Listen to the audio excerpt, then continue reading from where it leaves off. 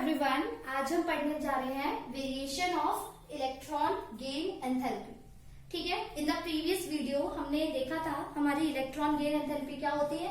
क्या होती थी, आपने एक न्यूक्लियस लिया, उसकी शेल में जब हम एक इलेक्ट्रॉन को क्या करा रहे थे, ऐड करा रहे थे, तो उस टाइम पे there was a release of energy. जब भी एक इलेक्ट्रॉन किसी एटम की शेल में ऐड होता है, there is a release of energy, और इस रिलीज ऑफ एनर्जी को ही हम क्या बोलते हैं, इलेक्ट्रॉन गेन एंथैल्पी।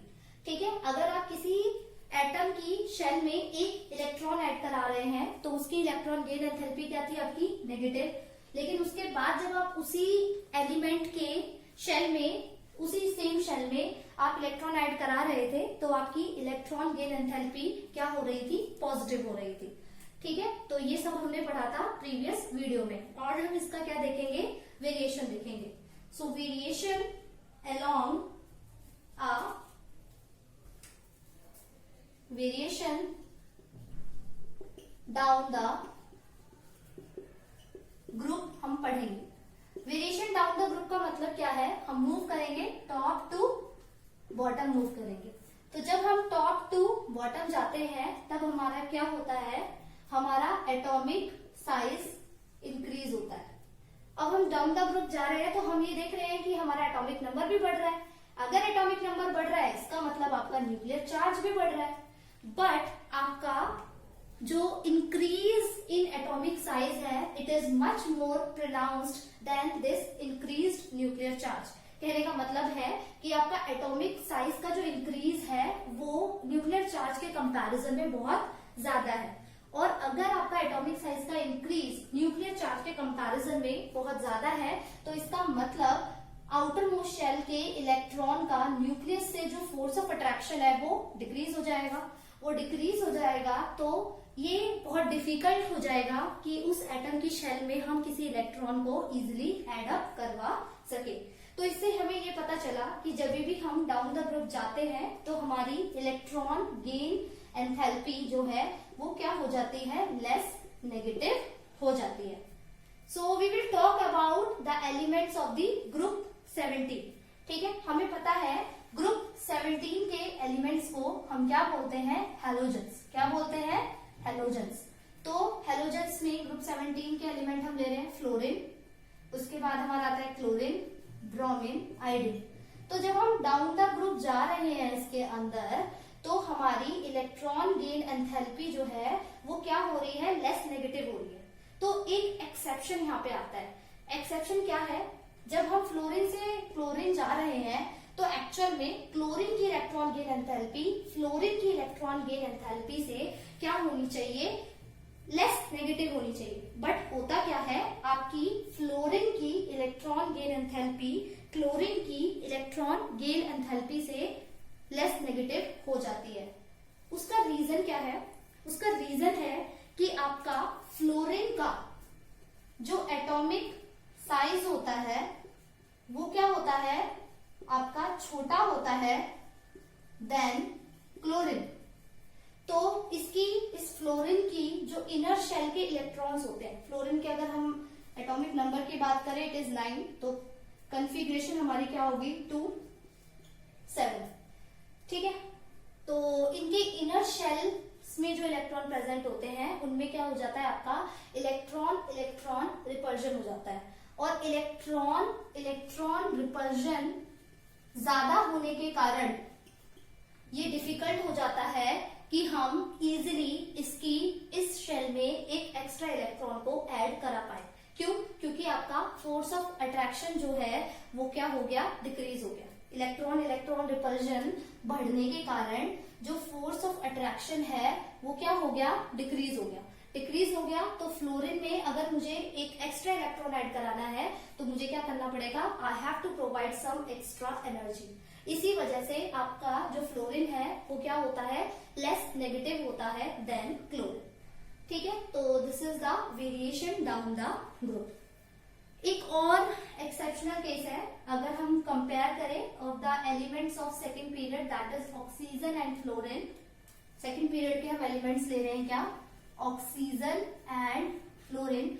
हम इन एलिमेंट्स को कंपेयर करेंगे with the elements of the third period, that is sulphur and chlorine. Third period के एलिमेंट्स ले लेते हैं, सल्फर एंड क्लोरीन। तो इसके अंदर क्या हो रहा है, जब भी आप डाउन द ग्रुप जा रहे हैं, ठीक है, जब भी आप डाउन द ग्रुप जा रहे हैं तो आपकी इलेक्ट्रॉन गेन एंथैल्पी इन एलिमेंट्स के कंपैरिजन में लेस नेगेटिव होनी चाहिए, बट इसका ऑपोजिट होता है। ऑपोजिट क्यों होता है, आपका जो ऑक्सीजन एंड फ्लोरीन की इलेक्ट्रॉन गेन एंथैल्पी इनके कंपैरिजन में क्या हो जाती है, लेस नेगेटिव हो जाती है। तो उसका सेम यही रीजन है कि इनकी इलेक्ट्रॉन गेन एंथैल्पी इससे लेस नेगेटिव क्यों है। उसका रीजन क्या है कि आपका इलेक्ट्रॉन रिपल्जन जो हो रही है इन एलिमेंट्स की इनर शेल में वो ज्यादा है, जिसकी वजह से फोर्स ऑफ अट्रैक्शन डिक्रीज हो रही है, और फोर्स ऑफ अट्रैक्शन डिक्रीज होने की वजह से इन एलिमेंट्स की इलेक्ट्रॉन गेन एंथैल्पी जो है वो क्या हो रही है, लेस नेगेटिव हो रही है देन दीज एलिमेंट्स। ठीक है, तो एक्सेप्शनल केसेस थे आपके ये जब आप डाउन द ग्रुप जा रहे थे। ठीक है, अब हम पढ़ेंगे वेरिएशन अलोंग अ पीरियड। ठीक है,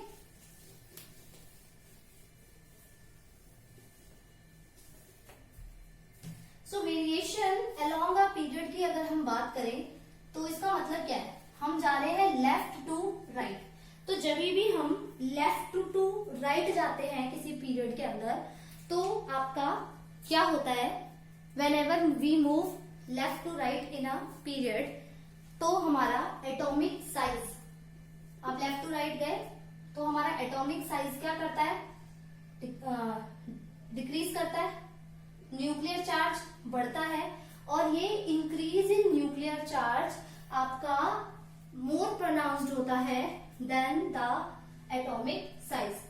ठीक है, तो इस इंक्रीज इन न्यूक्लियर चार्ज की वजह से आपका जो एटॉमिक साइज है वो क्या हो जाता है, डिक्रीज करता है। तो इसकी वजह से जो फोर्स ऑफ अट्रैक्शन है इलेक्ट्रॉन की, इनकमिंग इलेक्ट्रॉन की न्यूक्लियस से, वो क्या हो जाती है, बढ़ जाती है। तो अगर force of attraction incoming electron की न्यूक्लियस से बढ़ जाएगी तो आपकी जो इलेक्ट्रॉन गेन एंथैल्पी है जब आप मूव करोगे left to right in a period वो क्या हो जाएगी, मोर नेगेटिव हो जाएगी। ठीक है, तो आपकी जो इलेक्ट्रॉन गेन एंथैल्पी है जब आप left to right in a period move करते हैं तो वो क्या होती है, मोर नेगेटिव होती है। क्यों, क्योंकि आपका एटॉमिक साइज डिक्रीज करता है और न्यूक्लियर चार्ज क्या करता है, बढ़ जाता है। ठीक है, तो हेलोजन्स की जो इलेक्ट्रॉन गेन एंथैल्पी होती है वो मोस्ट नेगेटिव होती है। ठीक है, ये हमने अभी भी देखा था ग्रुप 17 में भी। आपके जो हेलोजन्स होते हैं, हेलोजन्स की इलेक्ट्रॉन गेन एंथैल्पी जो होती है वो क्या होती है, मोर नेगेटिव होती है। मोर नेगेटिव क्यों, क्योंकि इन्हें स्टेबल होने के लिए सिर्फ और सिर्फ एक ही इलेक्ट्रॉन की जरूरत होती है। जैसे अगर मैं क्लोरीन एटम की बात करूं, क्लोरीन, ठीक है, ये क्या करेगा, एक इलेक्ट्रॉन को गेन करेगा, तो यहाँ पे क्या हो जाएगा आपका क्लोरीन माइनस आयन, ये आपको गैशियस लेना है, ये भी आपको गैशियस लेना है, तो यहाँ पे क्या होगा, इलेक्ट्रॉन गेन एंथैल्पी जो रिलीज होगी वो कैसी होगी, आपकी नेगेटिव होगी। ठीक है, तो हेलोजन्स की जो इलेक्ट्रॉन गेन एंथैल्पी होती है वो क्या होती है, मोर नेगेटिव होती है। लेकिन if we talk about the noble gases, अगर हम बात करें किसकी, नोबल गैसेस। नोबल गैसेस कौन सी होती है, जिनकी कॉन्फ़िगरेशन बिल्कुल स्टेबल होती है, यानी कि ग्रुप 18 के जो एलिमेंट्स होते हैं उनकी बात कर रहे हैं। तो जो आपकी नोबल गैसेस होती है ना, due to its stable configuration, इनमें होता क्या है, इलेक्ट्रॉन को ऐड कराने के लिए आपको बहुत ज्यादा अमाउंट में एनर्जी देनी पड़ती है, और क्योंकि आपको इनकी शेल में इलेक्ट्रॉन को ऐड कराने के लिए बहुत ज्यादा इलेक्ट्रॉन गेन एंथैल्पी देनी पड़ेगी, बहुत ज्यादा एनर्जी देनी पड़ेगी, इसी वजह से इनकी जो इलेक्ट्रॉन गेन एंथैल्पी है वो आपकी क्या होती है, मोर पॉजिटिव होती है। ठीक है, तो नोबल गैसेस की आप क्या बताएंगे कि नोबल गैसेस की electron gain enthalpy more positive क्यों होती है। तो मोर पॉजिटिव होने का रीजन क्या है कि इनकी जो कॉन्फ़िगरेशन होती है वो क्या होती है, स्टेबल कॉन्फ़िगरेशन होती है। स्टेबल कॉन्फ़िगरेशन होने के कारण इनकमिंग इलेक्ट्रॉन को इनकी शेल में ऐड कराने के लिए हमें एक्स्ट्रा एनर्जी देनी पड़ती है। और वो एक्स्ट्रा एनर्जी देने के कारण हमारी जो इलेक्ट्रॉन गेन एंथैल्पी है वो क्या हो जाती है, आपकी मोर पॉजिटिव हो जाती है। ठीक है, सो ये था वेरिएशन अलोंग अ पीरियड। ठीक है, अगर हम कुछ क्वेश्चंस की बात करें तो हम एक दो क्वेश्चंस कर लेते हैं। जैसे आपसे ये पूछ ले कि बताओ नाइट्रोजन और ऑक्सीजन दोनों में से आपकी इलेक्ट्रॉन गेन एंथैल्पी किसकी मोर नेगेटिव होगी। ठीक है, नाइट्रोजन एंड ऑक्सीजन में से आपकी इलेक्ट्रॉन गेन एंथैल्पी किसकी मोर नेगेटिव होगी। नाइट्रोजन है और ये आपका क्या है, ऑक्सीजन है। तो अभी मैंने जस्ट आपको बताया था कि जो नाइट्रोजन की जो इलेक्ट्रॉनिक कॉन्फ़िगरेशन की अगर हम बात करें तो इसका जो साइज होता है नाइट्रोजन का वो छोटा होता है ऑक्सीजन के कंपैरिजन में। और क्योंकि नाइट्रोजन का साइज ऑक्सीजन के कंपैरिजन में छोटा है तो इस नाइट्रोजन एलिमेंट की इनर शेल्स में इलेक्ट्रॉन जो रिपल्जन होती है वो क्या होती है, बहुत ज्यादा होती है। और इलेक्ट्रॉन रिपल्जन ज्यादा होने के कारण इसकी जो इलेक्ट्रॉन गेन एंथैल्पी है वो लेस नेगेटिव होती है than the electron gain enthalpy of the oxygen. तो नाइट्रोजन और ऑक्सीजन में से मोर इलेक्ट्रोनेगेटिव हमारा क्या होगा, ऑक्सीजन होगा। ठीक है, सिमिलरली इसी तरीके से अगर आपसे पूछ लिया जाए कि फ्लोरीन और क्लोरीन में से मोर इलेक्ट्रोनेगेटिव कौन सा होता है, तो फ्लोरीन और क्लोरीन का तो रीजन अभी मैंने आपको बताया था कि फ्लोरीन और क्लोरीन में से क्लोरीन आपका मोर इलेक्ट्रोनेगेटिव होता है। अगेन वही सेम रीजन कि फ्लोरीन का साइज इसके कंपैरिजन में छोटा होता है और छोटा होने के कारण इसकी इलेक्ट्रॉन रिपल्जन बढ़ जाती है। तो इलेक्ट्रॉन रिपल्जन बढ़ने के कारण इनकमिंग इलेक्ट्रॉन को इसकी शेल में ऐड कराना डिफिकल्ट हो जाता है। इसी वजह से क्लोरीन जो है वो क्या है, आपका मोर इलेक्ट्रोनेगेटिव है। ठीक है, तो यही हमारा आज का टॉपिक था, variation of electron gain enthalpy. So thank you class.